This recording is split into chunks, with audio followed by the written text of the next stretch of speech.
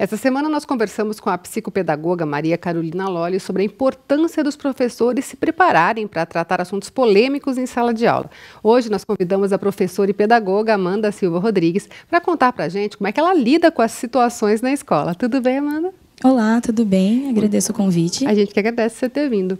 A gente falou muito da importância do professor estar preparado, atualizado, né? Com isso você concorda também? Concordo plenamente. Inclusive, acredito que alguns dos assuntos polêmicos em sala de aula, eles estão repletos de uma neblina, que seria a falta da informação. O professor, quando preparado, começa a enxergar os assuntos polêmicos como excelentes temas para a sala de aula. Quer dizer, dá para reverter e tornar isso uma coisa importante que faça com que o aluno aprenda ainda mais. Sim, com certeza. Inclusive, acho que situações que são polêmicas seriam temas excelentes para a sala de aula e eles devem ser trazidos para esse assunto. Você dá aula para crianças de que idade, mais ou menos? Entre 4 e 5 anos. E eles fazem muitas perguntas? Eles fazem muitas perguntas. Nos pegam de surpresa algumas vezes, mas é importante saber lidar com essas situações. E, no caso, surpresas podem ser avaliadas como excelentes crianças. Crianças espertas são crianças que perguntam.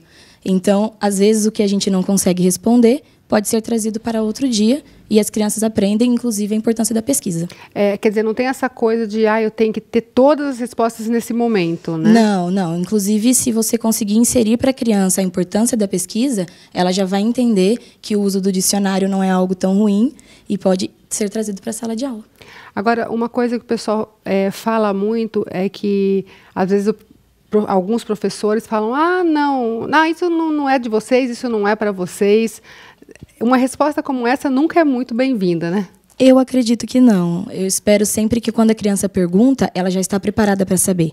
Então, é importante perguntar por que ela quer saber aquilo, porque pode ser que ela tenha entendido errado. Uhum. E sabendo o porquê dela saber, o porquê do interesse dela, você consegue trazer para ela exatamente o que ela quer saber naquele momento.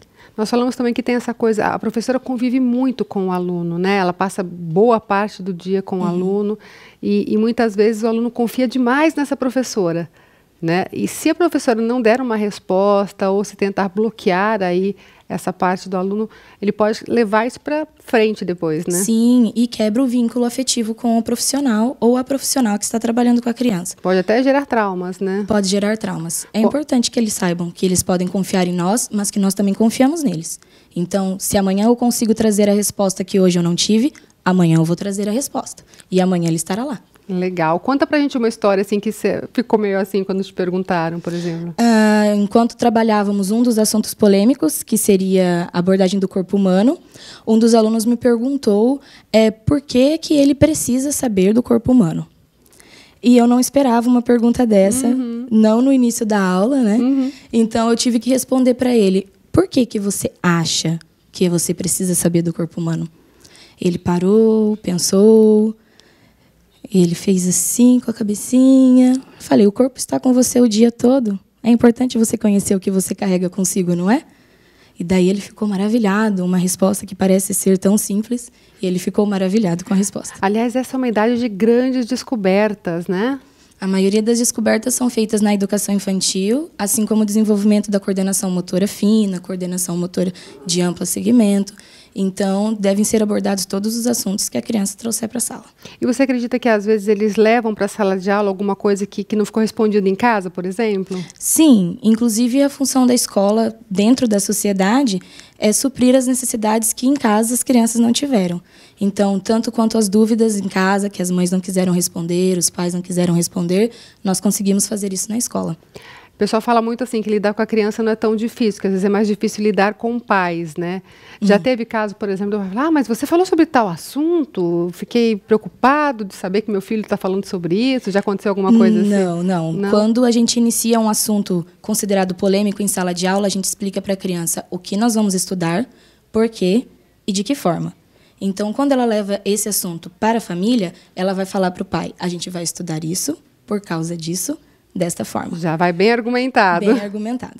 E assim, assuntos polêmicos como bullying, por exemplo, você já teve que lidar? Sim, acontecem muito. Então, são situações que devem ser abordadas na hora. Você não pode esperar, você tem que abordar a criança na hora, explicar por que não, O que acontece se você permanecer com aquilo. E se esses assuntos são levados à família, a família participa da discussão. E, assim, é muito comum, às vezes, precisar chamar os pais para... Porque mesmo sendo tão pequenininhos, às vezes precisa ter essa parceria, digamos, né, entre professor e família, né? A família e a comunidade são essenciais para a educação. Então, por vezes, são os pais que trazem os problemas para nós. Meu filho ou minha filha comentou que algum colega falou alguma coisa e, às vezes, não prestamos atenção. Então, conseguimos resolver depois disso. Nessa idade, pequenininhos, assim, já existe algum nível de ameaça quando se trata de bullying ou brigas ou alguma coisa nesse sentido? Ou não, ainda são muito pequenininhos, então ele tem uma visão diferenciada, assim? Brigas, não. Desculpa, brigas, não. Mas quanto à aparência, cabelo, peso, algumas crianças já sofrem com isso. Vou pedir para o pessoal da produção trazer um pouquinho de água para a nossa entrevistada, pode ser, gente? Enquanto a gente estiver conversando aqui mais um pouquinho.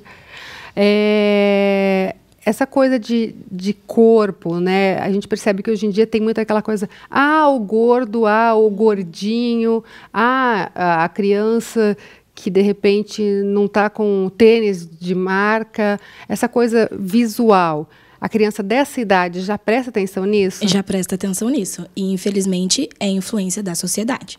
Assiste na televisão, presta atenção na rua, coisas que podem acontecer. Em sala de aula, a gente busca padronizar a afetividade com a criança. Não padronizar o ensino ou a forma como as crianças são, mas a forma como elas devem se tratar, com muito respeito. E às vezes a gente pode dizer... Pode entregar aqui, Letícia, por favor. Obrigada, Letícia. Vou aguardar um pouquinho você tomar. Vou te perguntando. Às vezes a gente pode dizer, por exemplo, que é preciso chamar os pais ou isso vir um tema para uma reunião de pais. Porque, assim, às vezes na escola se fala, olha, não pode ser abordado nisso, cada um tem o tênis de acordo, né, com o que pode comprar. Às vezes é preciso abordar isso mais profundamente com os pais ou só conversando com a criança ela já entende, ela já aceita isso? Situações pontuais, elas podem ser articuladas pontualmente. Quando é muito recorrente, convém fazer uma reunião com todos os pais, passar o acontecido e o que a escola está fazendo para ajudar as crianças. E essas coisas, assim, dissemina muito de um para o outro? Tipo assim, a criança fala, o Zezinho é gordinho. Daí vem o outro e fala, é mesmo, o gordinho. E aí vem outro. Eles vão aumentando isso nessa idade? Sim, como é que é? Eles já conseguem fazer isso, especialmente as crianças mais velhas, 4 ou 5 anos. Quando acontece, a hora que aconteceu, a gente tem que agir.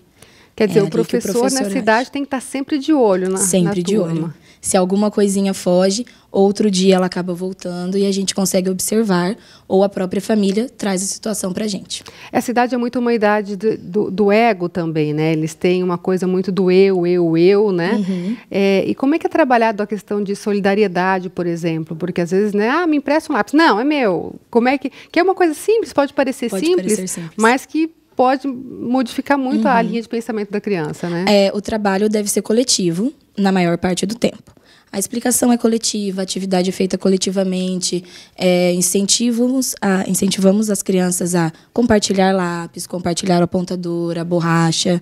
Quando vê que está todo mundo sendo muito possessivo, vamos colocar disponibilidade, assim, poucos objetos e eles conseguem resolver o problema de emprestar, eles se organizam para utilizar. Depois daquilo, voltamos para o próprio estojo. Então, são situações que são manejadas durante todo o ano. Não é porque fazemos uma vez que não vai se repetir. Quer dizer, o tempo todo tem que estar bolando estratégias para trabalhar com a garotada. Exatamente. E só para fechar, eu queria te perguntar o seguinte, eles fazem perguntas em relação à sexualidade nessa idade ou é mais tranquilo? Como a sexualidade... por que o homem é assim, a mulher é assado, por que um tem uma coisa, o outro não tem? Eles fazem perguntas nesse sentido ou normalmente não? Eles falam, eu tenho algo que ela não tem. Eles sabem. E para essa idade é isso que eles precisam saber. Também não dá para levar muita informação, porque eles também ainda não entendem. Só se eles perguntarem. Se eles perguntarem por que você está perguntando, e se ele está perguntando algo que é pertinente, traremos o assunto para a sala de aula. Quer dizer, sempre uma boa saída é perguntar o porquê. Por que você quer saber. Isso vale para os pais também, Com né? certeza. Perguntar o porquê e não dar uma resposta muito ampla. Não, se eles querem saber, seja específico ao que eles querem saber. E, posteriormente, eles vão perguntar novamente porque sabem que você responde. Então, eles confiam em você. E é assim que você conquista a garotada. E é assim que a gente vai tentando. Dica boa para as mães e para os pais, né? Fica a dica. Então tá jóia. Obrigada pela sua participação aqui com a gente, viu?